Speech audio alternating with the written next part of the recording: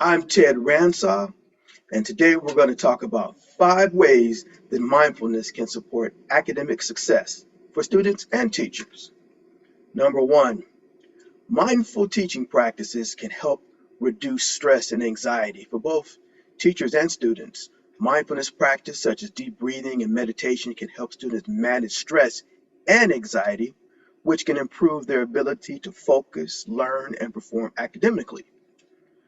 When you can't control the mind, it's important to remember to concentrate on controlling the breath. Number two, mindful teaching practices can help increase attention and focus. Mindfulness practices can help students develop their ability to pay attention and concentrate, which can improve their academic performance and productivity. We remember more when we're relaxed. Number three, mindful teaching practices can help enhance self-regulation. So mindful practices help students develop a greater sense of awareness of their emotions, their thoughts and actions, which can help them regulate their behavior, manage impulsivity, and make better decisions. Not controlling or choosing an emotion per se, but acknowledging how you feel and helping you work through it for the best resolution. So emotions are energy in motion. And once a student or teacher understands that, self-regulation can start. Number four, mindful teaching practices can help improve memory and cognitive function. Mindfulness practices help students develop a better working memory, executive functioning, and cognitive flexibility, which are all important skills for academic success. For example, just pausing for 15 to 30 seconds after a lesson, that increases retention. Number five, boosting motivation and engagement. Mindfulness practices can help students develop greater self-awareness, self-compassion, which is the opposite of being self-critical, and foster positive attitudes towards learning, which in turn increase motivation and engagement with school and academic tasks. That also includes welcoming and seeking feedback. So overall, mindful teaching practices can support students' academic success by improving their mental and emotional well-being, their cognitive function, and their motivation to learn. By incorporating mindfulness into the classroom, educators can help create a positive and productive learning environment that supports students' holistic development and academic achievement. If you'd like to know more, click the link below.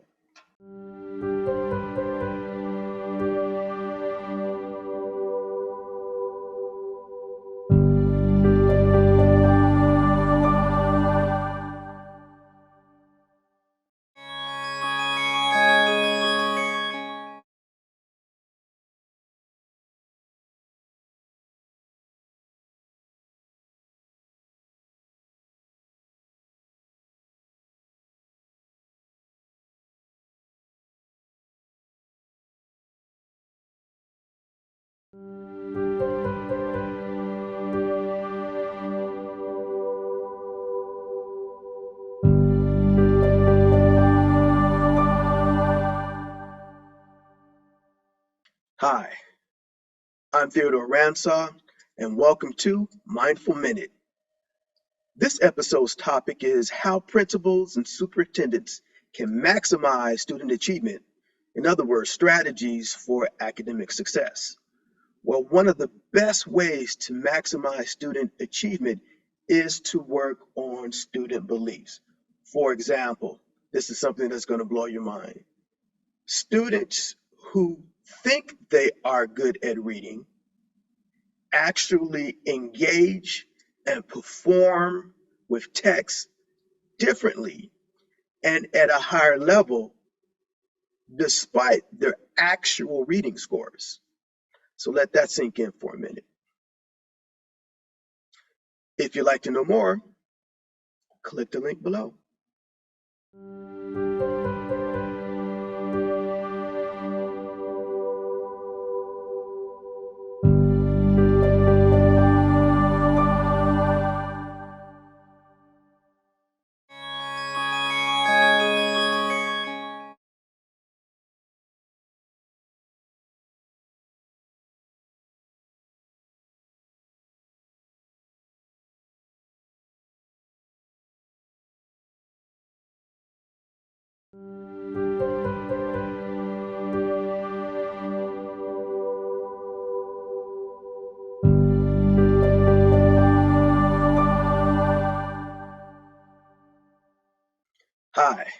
welcome to Mindful Minute.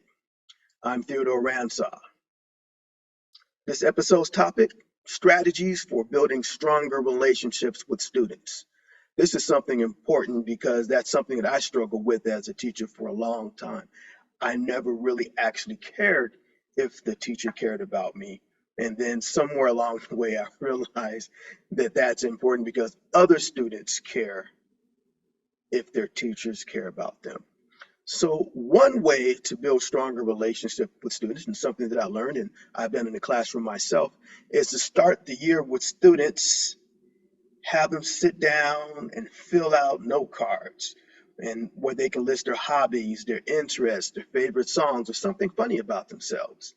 Now, for younger students, you can ask them to write an ethnobiography. And so that helps when you start learning their names. You can look at the card or their autobiography and start making connections with that student individually.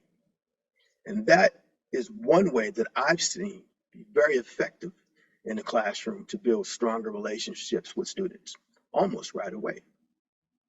If you'd like to know more about building stronger relationships with students, click the link below.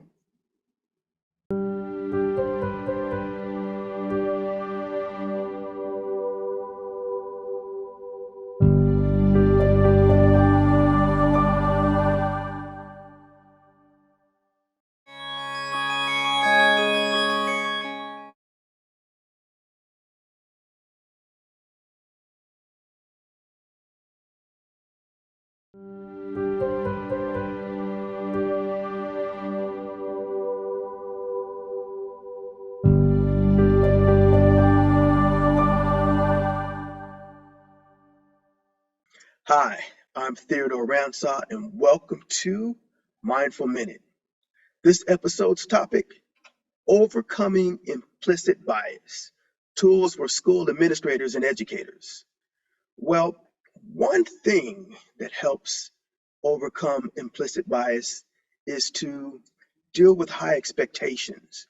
Everyone has heard of expectations, and that phrase gets tossed around a lot. But the reason why high expectations are so important and so impactful in the classroom is because high expectations foster a growth mindset. And growth mindsets actually have a chemical change in the brain that makes you engage with your students more once you have a growth mindset.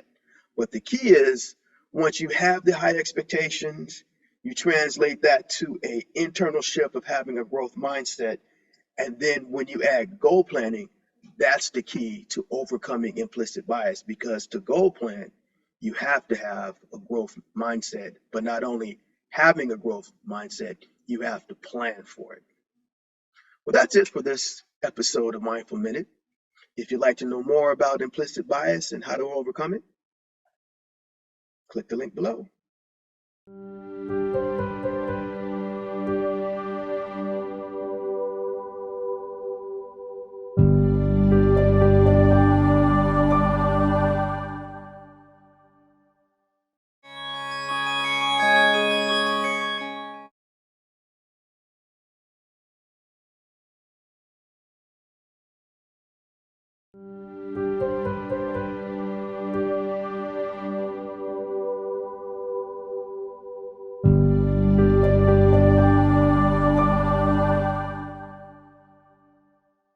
Hi, I'm Theodore Ramsaw, and welcome to this episode of Mindful Minute. Today's topic, how to increase teacher buy-in while maintaining district standards.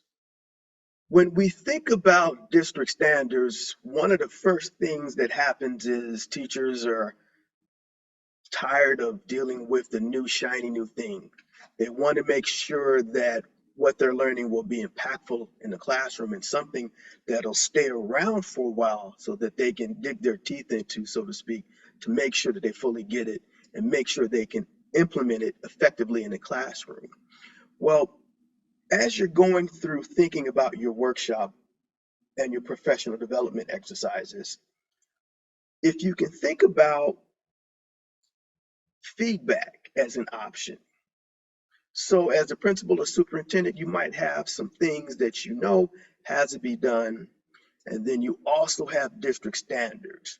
If you can come up with ideas and techniques and suggest that, you can pick your top 5 or your top 3 and workshop it in the classroom and have your teachers pick things that they like and move them around and workshop it and have building leaders lead discussions how to implement it in the classroom.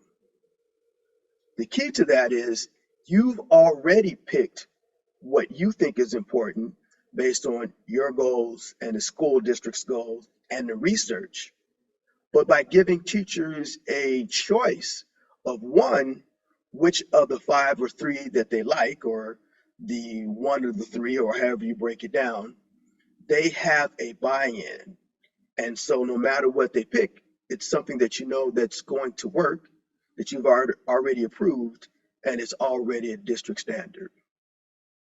Well, that's it for this episode of Mindful Minute. If you'd like to know more about maintaining district standards and maintaining teacher buy-in, you know what to do. Click the link below.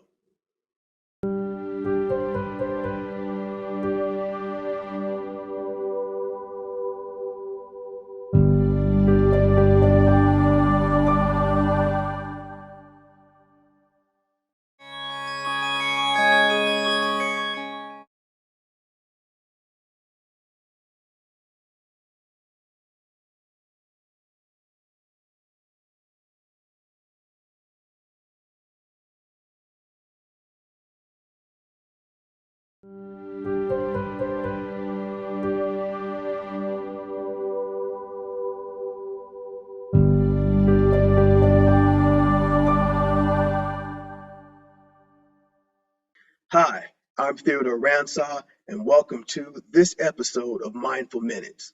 Today, we're talking about engaging Black male students. In other words, effective strategies for boosting motivation and learning. What I found in the classroom based on the experience that I had with the mentorship program, and just as a quick recap, I had 4 mentorship programs at 3 schools, and 2 of the mentorship programs were strictly for males of color.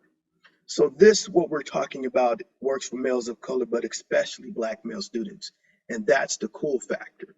What we see in the classroom is that males often put on a demeanor, what they call a cool pose in the classroom, because they're trying to maintain their social capital and their academic capital.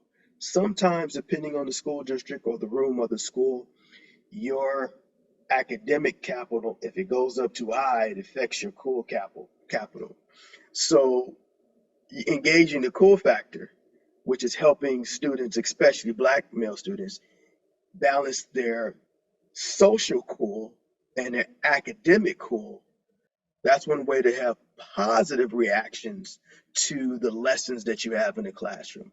Anytime you can help that student look cool when they're doing something academically, that's an effective strategy. Well, that's it for this episode of Mindful Minutes. If you'd like to know more, feel free to, click the link below.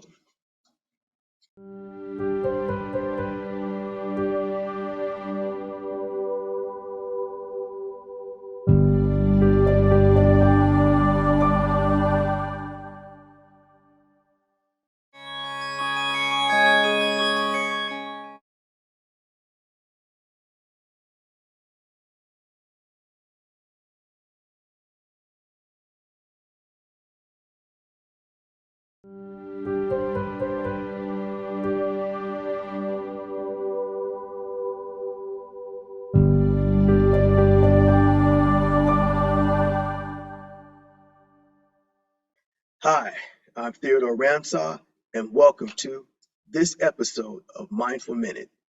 Today, we're talking about challenging stereotypes, and in other words, building inclusive school cultures for Black male students. And what may surprise you is to draw on things that have happened in their lives, things that they care about. And one thing that many black males care about, not all of them, is they care about sports. And the reason why that's important is that there's three things that happened on the field or the basketball court that can play a role in the classroom. So what are those three things that help black male students thrive in a classroom? Well, the first, clearly defined rules. Number two, having immediate feedback. Talked about feedback earlier. And number three, they enjoy feeling that they're part of a team. And when you sit and think about it, I think that's something that will work for all students. Well, that's it for this episode of Mindful Minutes. Thank you. We'll see you next time. And if you have more questions or like to know more, please click the link below.